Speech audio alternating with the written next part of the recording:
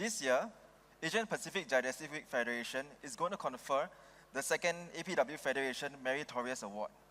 This prestigious recognition acknowledges individuals who have made substantial contributions to the consolidation and expansion of the Asia Pacific Digestive Week. The award specifically commends the significant impact an individual has made on fulfilling the objectives and advancing the work of the APDW Federation, particularly in the organization of high-caliber APDW meetings, one of the largest gatherings of gastroenterologists and hepatologists. The award goes to Prof. Masao Omata. The citation for the APDWF Meritorious Award recipient, Professor Masao Omata, will be delivered by Professor George Lau, who is an APDWF executive member. Professor Lau, please.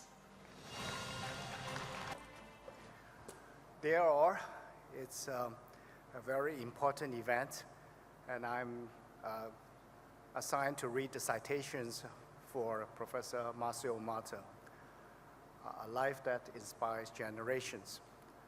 Initially, when I was given the task, I said it takes me 5 hours, but the organizing committee gave me only 5 minutes, so please bear with me. In the ever-evolving world of hepatology, specific names transcends the boundaries of time and geography. Among them, one shines as a beacon of wisdom, resilience, and inspiration, Professor Masao Omata. Calling him a legend is no exaggeration.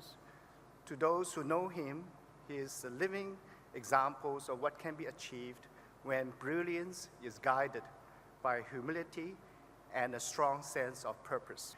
Masao's stories began at Chiba University, where he graduated in 1970 and joined the first department of internal medicine under Professor Kunio Okuda, a leading figure in Japan hepatology field.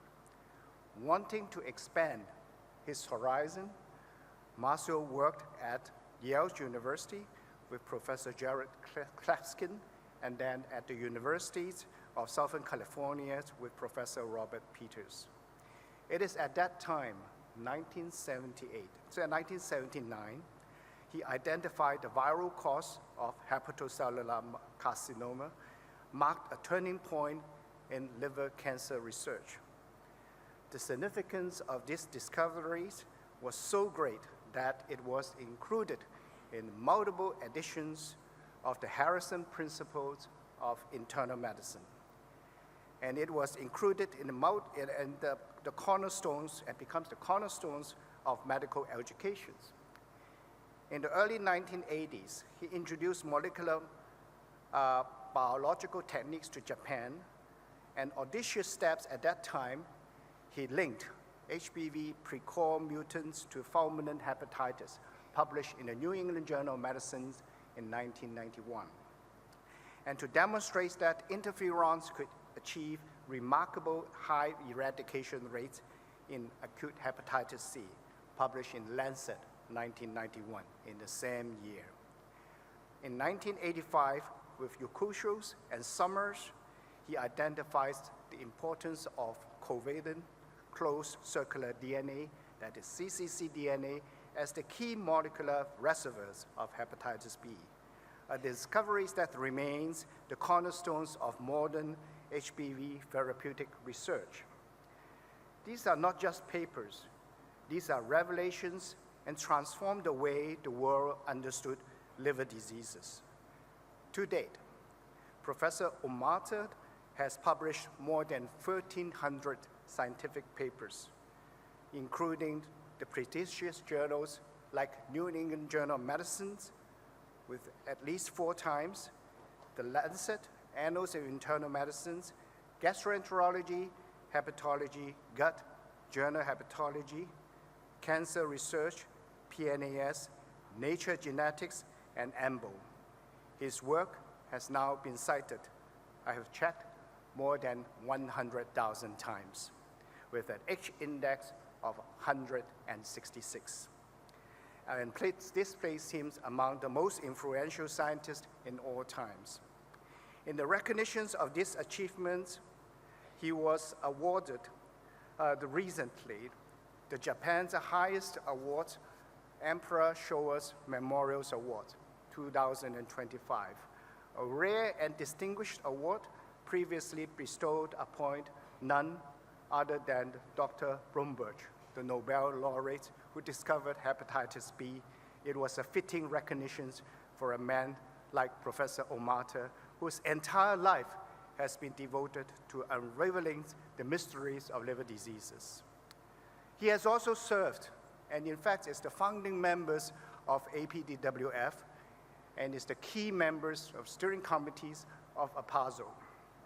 Knowing Professor Omata for almost 4 decades, perhaps his greatest legacies lies not only in his discovery, but also in the generations he has nurtured.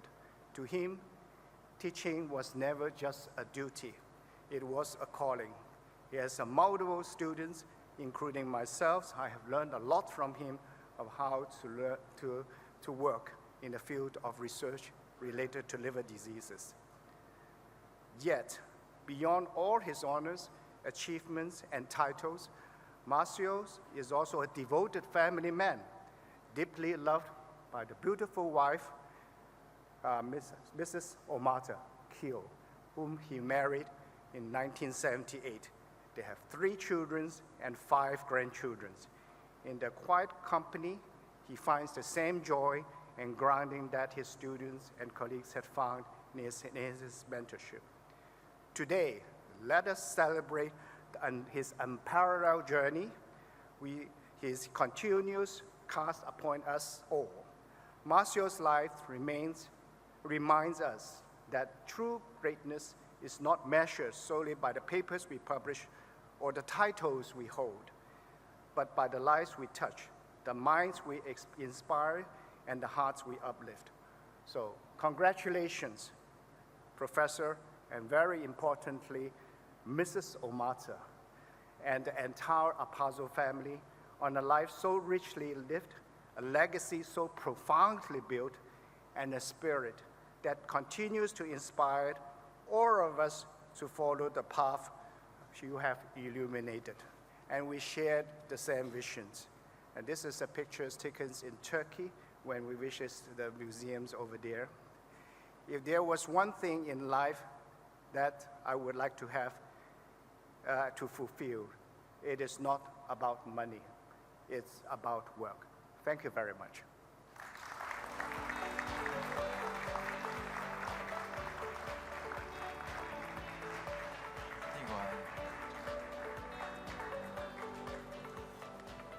Thank you, Prof. Lau. Now let us honor Prof. Masao Omata. Prof. Omata, please. May I invite Prof. Justin Wu to present the award to Prof. Omata.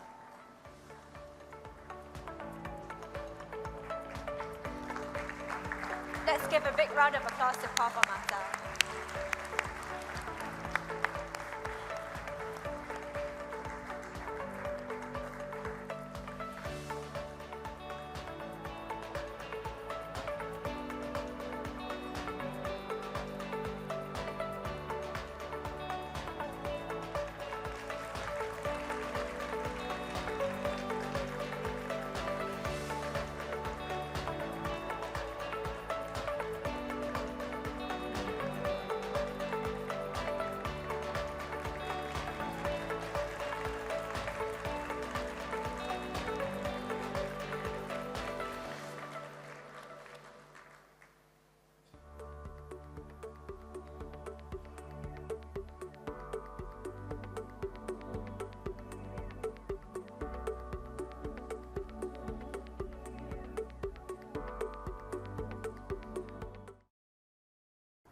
Well, George, thanks. You are so nice, too much. And in fact, I thought you are talking about somebody else, but me, myself, is Masao Omata. And I just may give 5 minutes talk. And in fact, with all these awards, I really appreciate the Justin Wu and other members of the federations and APDWF. These are the names And in fact, I know most of them because I've been around in this area for so long. And especially I thank for the Kel Folk, and Kel Go, because from the very beginning, I was deeply influenced with the people who run this area for such a long time. And I can name 100,000, but I only picked a dozen here. And how I was involved with this federation is maybe Kel Go said that Skelam is the one who started. And I was involved since 2004 until 2021, so 18 years. What I have done is try to join Apostle and the other GI people. So that's the only thing maybe I've done. And today I touch a little bit upon myself. Well, I was born just after the World War II, so I'm going to be 80 years old. And I want to be Otani when I was a child. But because my mother was a daughter of the doctor, private practice, so I got to be a doctor. I was forced to be a doctor. And then even in summer, I want to go to swimming, but rather I have to study. And I went to the Chiba University. But that was a time that there's a lot of student protest. So I only went 2 years to the medical school. Then after graduations, I joined the department of Okuda. Okuda took the chair in 1970. I joined the department. We are the first group to join his department. I think he taught me, you got to change the scale. And also you got to know the diversity. Well, diversity, I think this federation is real one. But so I wanted to go to the Bob Peters' place because Okuda just started to write a first book on hepatocellular carcinoma with Bob Peters. But Bob Peters said, you got to do general pathology at the beginning. So I went to the States and then took the training of general pathology. I still remember when on the way to the United States, guy sitting beside me is a Vietnam War veterans because that's the end of the Vietnam War.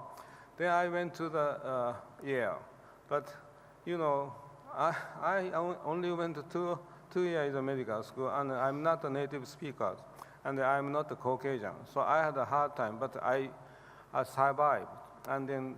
At the third year as a chief resident, I was able to spend 10 months in his particular office of the Klaskin because Klaskin used to have a very nice collection of the liver biopsy with the history attached. I really wanted to do the liver pathology, so I took get my kicks on Route 66 by Firebird from New Haven to Los Angeles. And then Los Angeles was a dream. 4,000 liver biopsy in a year. And then there was also the Edmondson. Hugh Edmondson was still alive. So I really enjoyed these 3 years in University of Southern Cal. But Okuda called me back. And so I have to return to the Japan. But during that time, I was able to be involved in some of the cases just George mentioned about. And then especially, I started my study on HBV 50 years ago. It turned out that 60 years ago, the Brambach discovered, so maybe I realized that only 10 years later, I started my study on HBV. Okuda bring me back to Japan, but I realized I tried to apply this liver pathology to clinical diagnosis, but it turned out MRI, CT already, US already developed. So I thought, how can I spend such a time, 6 years in the States? Then I heard the term like ACGT. What's about ACGT? I asked Okuda. Okuda was a biochemist. He spent 10 years at the Hopkins being as associate professor of the biochemistry. He didn't know that. So then I realized, oh, maybe this is it. Then we started the molecular biology of the small virus. So I went back to the Fox Chase Cancer Institute. There, Brambach, not just Brambach, but there is a Bill Mason and Jesse Summers there. So we studied molecular biology of human and then dark hepatitis B virus. One of the studies that we demonstrated was this one that George mentioned, closed circular viral DNA. And this is still the target, and we can get rid of it yet, even after 40 years. So then 1991, we published 2 papers. One is on the fulminant hepatitis. It's called the precore mutant. How I discover? I discover because I lost my mother. This 64-year-old female is my mother. I couldn't cure my mother, even though I started my study on HBV. Then, on the same year, those days we call non-A, non-B hepatitis. And then if you follow a patient transfused, 80% get chronicity. But during that time, ctDNA discovered. So we set up the PCR assays, and then we gave very short period of time, or the 4-week interference, and then I was stunned that everybody cured. 10 years after, 2001, Michael Mann's group also reported similar data in New England on the drug users. So by this, we realized, okay, maybe we can cure the hepatitis C, but it turned out it was very difficult because only 10% cured by the interference. Since 1992, I was called upon to University of Tokyo. I spent 17 years. Very exciting, wonderful time. I had many young doctors with me, and then, for example, like Sheena did a lot of treatment for hepatocellular carcinoma. And then there is one surgeon, God Hand Makuuchi, there. So we are sort of, not really battling, but thinking about the patient, which is better. So we thought we are better. But it turned out at the end, we treated 1,000 cases a year, which is maybe the highest, one of the highest throughput medical center. And also, not just the liver, I tried to expand my department. I offered my papilla because I got, the stones.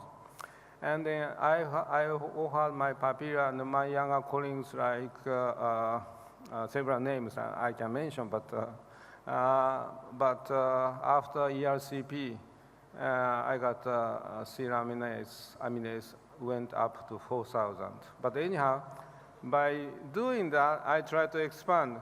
And this is the last grand rounds with Fuji, my chairman, Fujishiro sensei behind.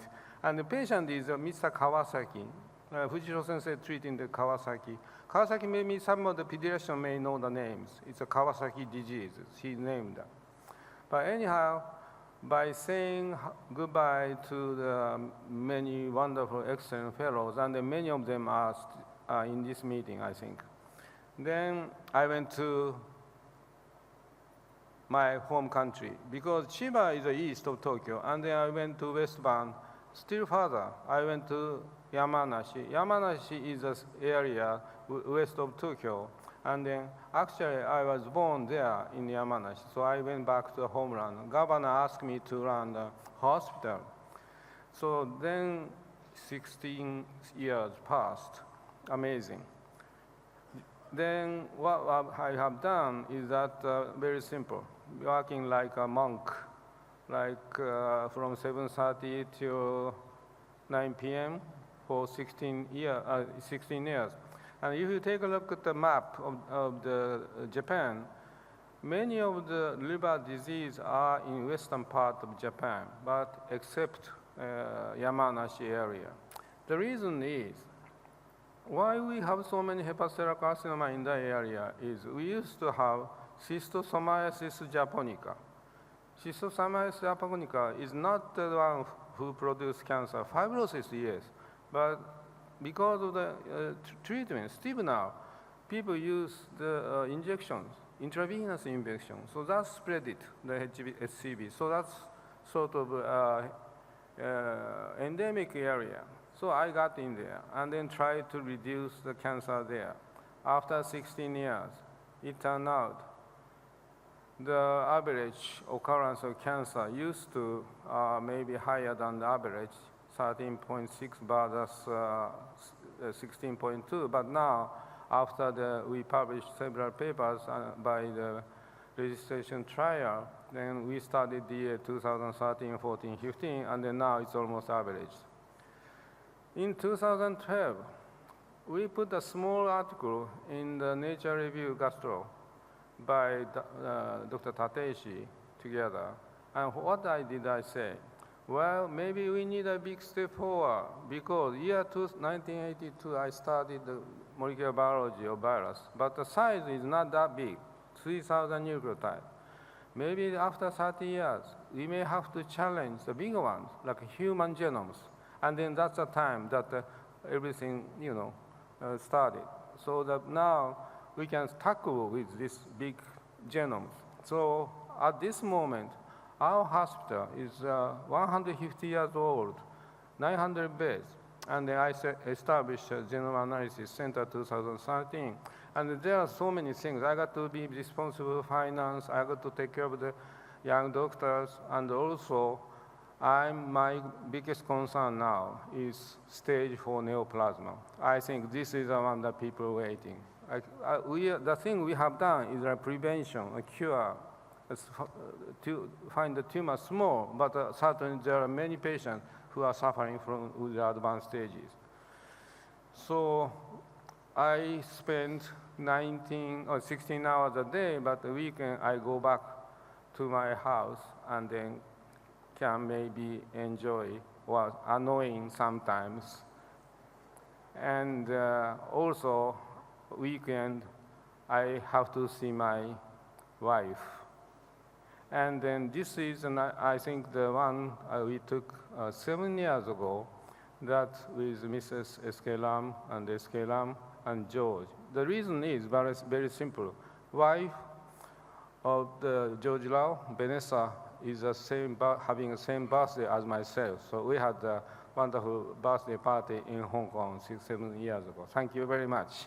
I really appreciate for your, I couldn't appreciate enough for exchange of knowledge and your friendship for such a long time. Thank you very much.